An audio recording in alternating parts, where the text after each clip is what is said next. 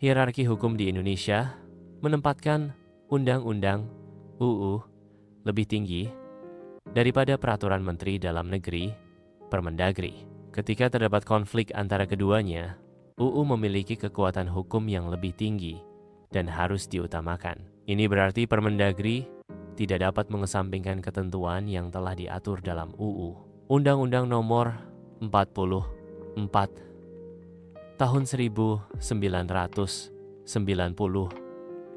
secara eksplisit menyatakan bahwa kepulauan di Kecamatan Pulau Banyak adalah bagian integral dari Kabupaten Aceh Singkil. Ketentuan hukum ini memberikan landasan yang kuat bagi klaim administratif Aceh atas wilayah kepulauan tersebut.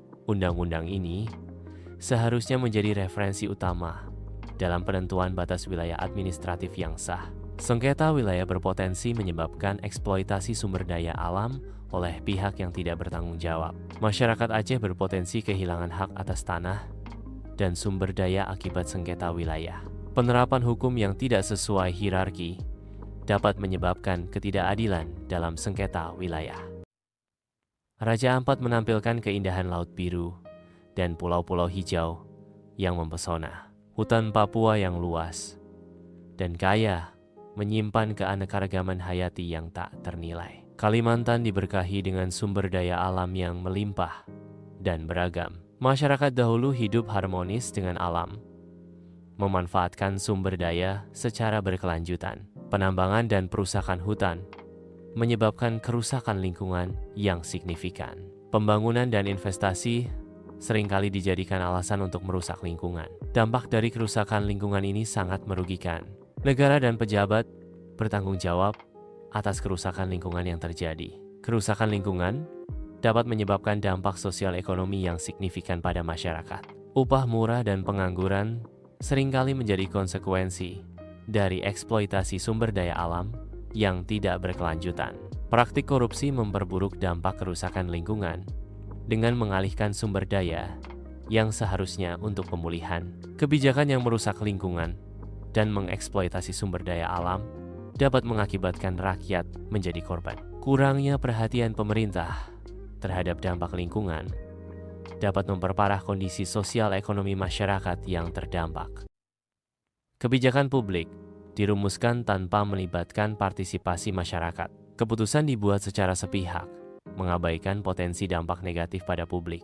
Proses pengambilan keputusan yang tertutup dan tidak transparan. Kurangnya transparansi dalam proses perumusan kebijakan. Kebijakan yang tidak dipertimbangkan dengan baik dapat menimbulkan konsekuensi negatif bagi masyarakat. Ketidakpuasan publik muncul ketika kebijakan merugikan kepentingan umum.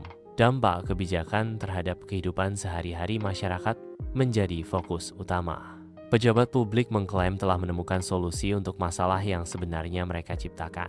Upaya dilakukan untuk memulihkan citra publik melalui janji-janji kosong dan tindakan kosmetik. Fokus utama adalah manipulasi dan pencitraan diri, bukan solusi substantif. Janji-janji kosong dan tindakan kosmetik digunakan sebagai alat untuk menutupi masalah yang lebih dalam. Kebodohan yang merugikan adalah kombinasi dari kurangnya pengetahuan, keras kepala, dan mudah tersinggung terhadap kritik. Kondisi ini menyebabkan kesulitan dalam menerima informasi yang benar dan mempertahankan keyakinan yang salah.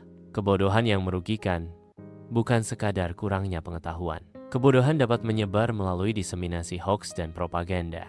Hoaks dan propaganda dirancang untuk mengeksploitasi emosi dan kurangnya pemikiran kritis. Informasi yang salah diterima dan disebarkan lebih lanjut, memperluas dampak negatifnya.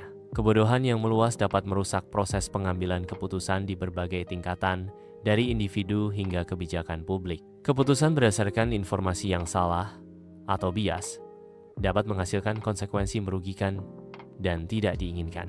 Pengambilan keputusan yang buruk dapat menyebabkan kerugian finansial, sosial, dan lingkungan.